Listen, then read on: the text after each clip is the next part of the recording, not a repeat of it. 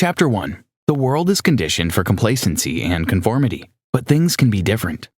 The word genius doesn't always mean something huge that one would probably need a Nobel Prize to win. A genius is someone with exceptional abilities and the insight to find the not-so-obvious solution to a problem. That is not so hard to find. If you've ever done as little as found a shortcut that others couldn't find, consider yourself a genius. If you've ever solved a problem that confounded your family, it's okay to consider yourself a genius. You might feel far from it, but that's probably because no one is a genius all the time. Even Einstein had trouble finding his own house when he walked home from work every day. So don't feel less than you are because you do things you consider below par. Every human is a genius, sometimes one way or the other. And in a world that seeks something different from you, you have to step up to your genius. The world has signed a take care of you bargain with the corporate leaders. People are trained to go to school, follow instructions, show up on time, and work hard. There are no requirements of brilliance or creativity. In return, they get a lot of money, health insurance, and job security. However, in the face of competition and technology, the bargain has fallen apart. Job growth is on a standstill at its best, and wages in many industries are on a high decline. Many have become victims and pawns in a system that drains and undervalues them. The future of most corporate workers appears dismal. But it is time to stop complying with the system. It is time to see the opportunity this situation presents. It is time to deviate from the road the system lays down and draw out your own map. This summary is designed to show you how to stand up and make a difference. The goal is to persuade you that you have a chance to significantly change your life for the better. By understanding how the rules of this world have fundamentally changed, you can rise up and take advantage of this moment to be someone who is indispensable. Chapter 2. In order to become a linchpin, you have to be ready to be different. Humans are conditioned to be average. People have been brainwashed by school and the system at large into believing that all they have to do is do their job and follow instructions. To make it worse, everyone has a voice of resistance inside of their head that fights for average living. However, the rules have changed. You are not supposed to be invisible in your industry. You can train yourself to matter. You can learn how to become a linchpin. No organization wants to let go of such a person, as linchpins are invaluable.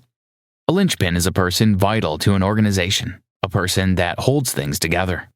In the world today, playing average is playing to fail. If you don't work hard to improve your skills, technology, outsourcing, automation, and the new marketing will push you out of business. The world now seeks reliable, indispensable human beings. The world needs original thinkers and provocateurs. It needs marketers who can lead, salespeople able to risk being a human connection, and people who are passionate about change. Jobs where someone tells you precisely what to do no longer exist. There are machines that can do that. As a matter of fact, machines are fast replacing workers in factories. So you have to live your life without a map or set of rules. Living life without rules requires a different attitude. It requires you to be a linchpin. Every organization needs a linchpin. The one person who can bring it together and make a difference, being that is the only way to thrive in the labor world today. Chapter 3. You should work your way to becoming a valuable asset to the organization where you work. A linchpin is an essential part of every successful organization. The linchpin is the one who holds everything together. Without someone to hold that position, everything will fall apart. While there is no one in an organization that is absolutely irreplaceable, the most essential people are so difficult to replace, risky to lose, and so valuable that they might as well be irreplaceable. Entire corporations are built around essential individuals who are worth holding on to. Being a linchpin is such a valuable asset that you should make efforts to be one. In an organization where an employee can accurately see the truth, understand the situation, and understand the potential outcome of various decisions, operations run more smoothly. If this person is also able to make things happen, the management would probably never think of firing them. So you see why you should be such a person. You are totally capable of becoming a valuable and essential asset in your place of work. To start with, you should avoid organizations that are centralized, monopolistic, static, safe, and cost-sensitive. Such organizations offer no platform for you to unleash unique value. You also need to know that depth of knowledge is not enough. If all you have to offer is a wide range of book information, you lose. The internet knows way more than you do and costs less to consult. What is valuable is depth of knowledge combined with a good sense of judgment. It is also beneficial to have depth of knowledge combined with diagnostic skills or nuanced insight. Emotional labor, the hard work of making art, producing generosity, and exposing creativity, is what you are paid to do. Your job is a gateway for generosity and expression of art. Thus, see every interaction you have with a coworker or customer as an opportunity to practice the art of interaction. Consider every product you make as an opportunity to design something that has never been designed. Embrace every lack of structure and find a new path that works. Solve problems that people haven't predicted, see things people haven't seen, and watch yourself grow in value. Chapter 4. Understand how gift culture works and practice free giving. The internet might have reduced the marginal cost of generosity, but gifts remain an important culture. In the Linchpin economy, the winners are those who give gifts. Giving a gift makes you indispensable. Inventing a gift and creating art are what the market seeks out, and the givers are the ones who earn respect and attention. And with the digital nature of the new gift system, there is a flip. If you create an idea, the internet makes it possible for that gift to spread everywhere quickly, at no cost to you. Digital gifts, ideas that spread, allow an artist to be more generous than he could ever be in an analog world, and that's a blessing. To illustrate, you have the story of Thomas Hawk. Thomas Hawk is the most successful digital photographer in the world, with tens of thousands of pictures to his name. The remarkable thing about Thomas Rise is that his pictures are licensed under the Creative Commons license and are freely shared with anyone, without requirements of permission for personal use. Thomas, as an artist, is a giver of gifts, and as a result, he has plenty of paid work and is widely known for his talents. Thomas Hawk is indispensable. When a person delivers gifts that cannot be adequately paid for, that is linchpin thinking in practice. Although reciprocity is in human nature, you give the best gifts when you don't care whether it will be repaid or not. When a gift system is voluntary, the gift binds them to each other, and both of them to the community. While the contract connects individuals via money, a gift binds them together better. It might be difficult to be generous, especially when you're hungry. However, know that giving keeps you from being hungry. It breeds abundance. Gifts not only satisfy an artist's needs, they show that they have plenty more to share. The more you have something to give, the more likely people are to want something. A gift can make you indispensable. Gifts make bonds stronger. Organizations will always try to replace replaceable elements with cheaper substitutes. But generous artists are irreplaceable. Chapter 5. A linchpin is strong on discernment and finds a way through every roadblock. The key distinction of a linchpin is the ability to forge his or her own path. A linchpin knows how to discover new routes that haven't been paved, measured, and quantified. Many people want someone to tell them exactly what to do, and that's usually the exact wrong approach. Linchpins are like diamond cutters. Diamond cutters have an intrinsic knowledge of the stone in their hands. They know and can touch and see exactly where the best lines are. They don't imagine the diamond they want. Instead, they see the diamond that is possible. The same way linchpins understand the challenges before them, without the baggage of expectations and attachments. People with passion find ways to make things happen. Seth Goden.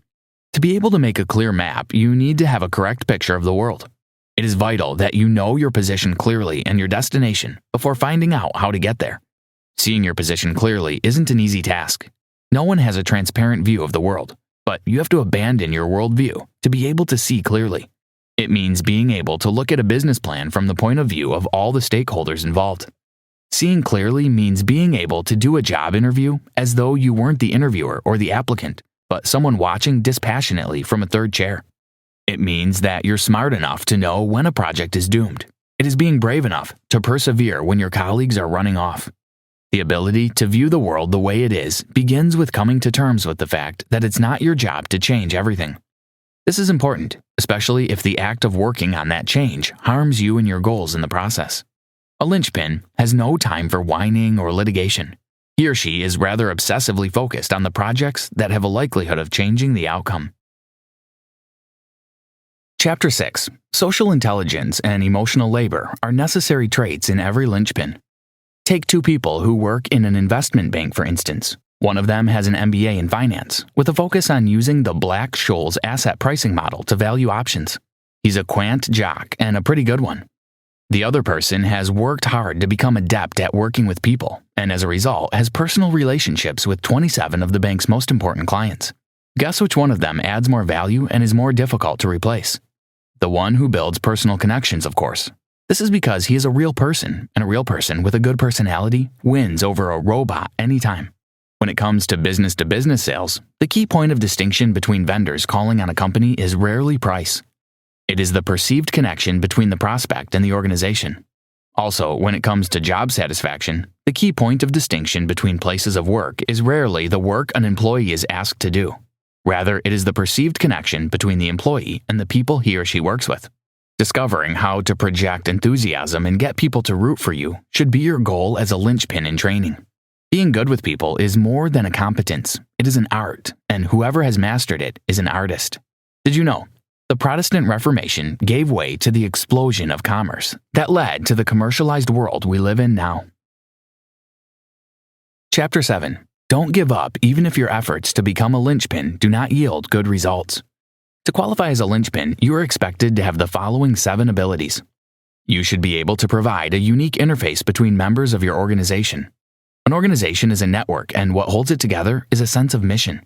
A linchpin holds it down by leading and connecting people in the organization actively and with finesse. You also have to be able to provide a bridge between the outside world and the company. This requires emotional labor, and it isn't taught in schools. Neither can you find it in a manual. Delivering unique creativity. Unique creativity requires domain knowledge, a position of trust, and the generosity to actually contribute.